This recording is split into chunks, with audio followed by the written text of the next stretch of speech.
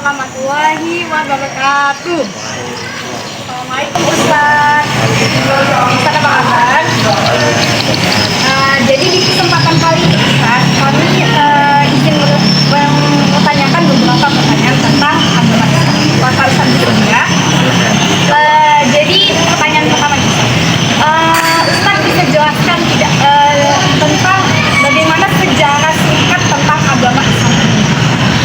Agama Islam itu terutama dalam kata Islam itu pertama kali turun ketika diutusnya baginda Nabi Muhammad SAW. Jadi gimana dengan nabi-nabi sebelumnya? Itu tetap menyembah Allah, akan tetapi namanya bukan Islam, akan tetapi disebut dengan agama tauhid, yakni tetap menyembah Allah.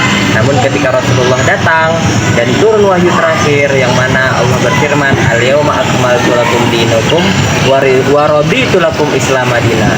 Kata Allah, hari ini kusempurnakan agama kalian dan aku ridhoi Islam sebagai agama yang aku ridhoi. Maka dari itu muncullah kata Islam dalam agama. Kita ini kan agama Islam, rumah ibadah itu masjid ya. Lalu apa saja nih peraturan di rumah ibadah kita nih Islam itu masjid adalah ikonik Islam yang paling penting. Maka dari itu yang dilakukan tentu saja hal-hal yang baik, hal-hal yang beradab, seperti contoh masuk masjid dalam keadaan berwudu, atau disunahkan juga sholat sunnah 2 rakaat setelah masuk masjid, atau dengan mengisi kegiatan-kegiatan positif di dalamnya seperti pengajian, musyawarah hal-hal yang baik, dan juga termasuk rutin membersihkan masjid. Itu juga termasuk hal yang mulia dan termasuk adab dan akhlak ketika berada di dalam rumah ibadah. Oke, selanjutnya biasanya kegiatan apa saja yang dilakukan dalam agama masing-masing?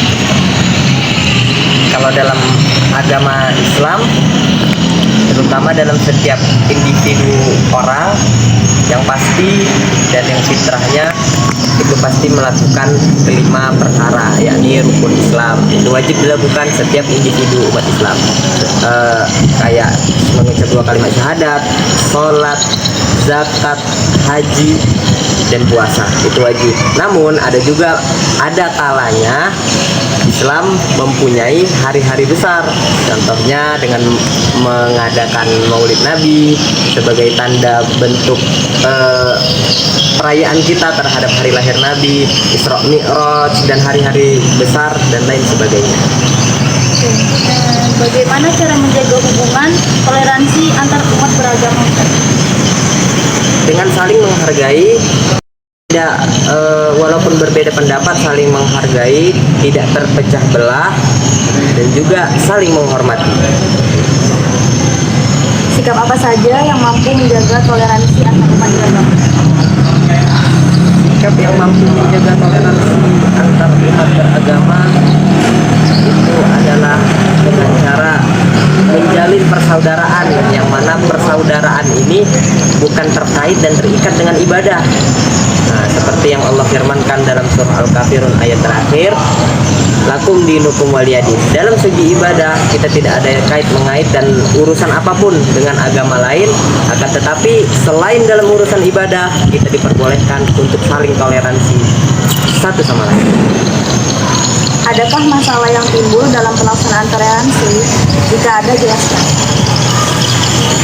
Masalah yang timbul dalam toleransi tidak usah jauh-jauh, seperti di negara kita, seperti di negara kita Indonesia yang dulu juga pernah terjadi, karena tidak lain dan tidak bukan perpecahan antara umat Islam dengan agama lain, terutama agama Kristen, yang mana itu nggak lain dan bukan hilangnya rasa kepedulian, yang kedua hilangnya rasa hormat terhadap umat Islam, dan ini juga menjadi teguran bagi kita atau bagi agama luar untuk sama-sama tetap dan harus menjaga toleransi.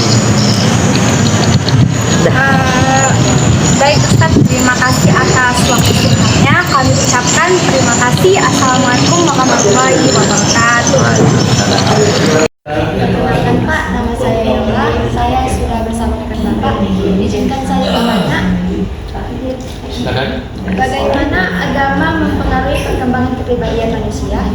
Ya, agama itu sangat menentukan perkembangan kepribadian manusia. Karena pribadi manusia itu terbentuk dari nilai-nilai agama. Ya, artinya baik sifat manusia itu tergantung daripada usapan, masukan, inputan daripada nilai-nilai agama itu.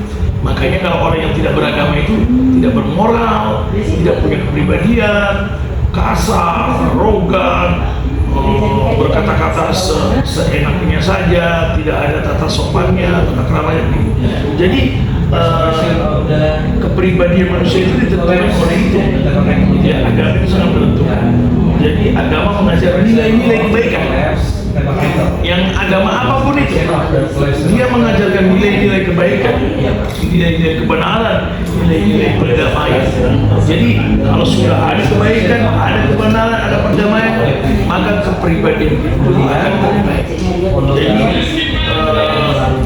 salah satunya yaitu agama itu bisa menjadi pedoman hidup. Ya. Jadi agama itu adalah merupakan pedoman hidup. Jadi seperti acuan atau bisa dikatakan kiblat kita untuk mengukur kualitas kehidupan kita. Jadi banyak orang yang tidak tekun beragama pasti kehidupannya tidak baik. Ya, jadi kalau dia tekun beragama, agama apapun, karena semua agama mengajarkan kebenaran. Cuman caranya beda-beda. Sama seperti orang bertujuan mau ke Medan, ada yang naik mobil Raja Wali, ada yang naik mobil A97, ada yang naik bis, ada yang naik sepeda motor, gitu.